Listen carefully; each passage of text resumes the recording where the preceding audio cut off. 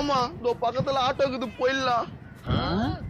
தம்பி ஆட்டோவை எடுப்பா, என் சம்சாரத்தை ஹாஸ்பிட்டலுக்கு கூட்டு போனோம். இப்ப 2 பேரும் உங்களை மாதிரியே போனாங்க, ஆனா இது பொண்ணா இருக்குதே.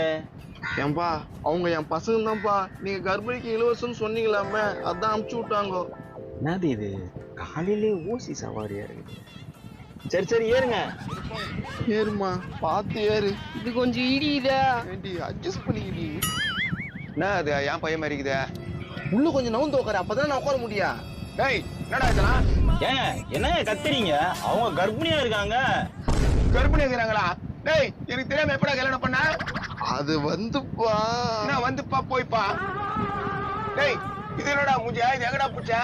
ஐயா இது மருமகளாம் ஒத்துக்க முடியாது. வாங்குறேன்னு இந்த வர மாமா. அட மொய்யால சொன்ன நீடா, மாப்ள வந்து ஓடலாம். ஆம்பளை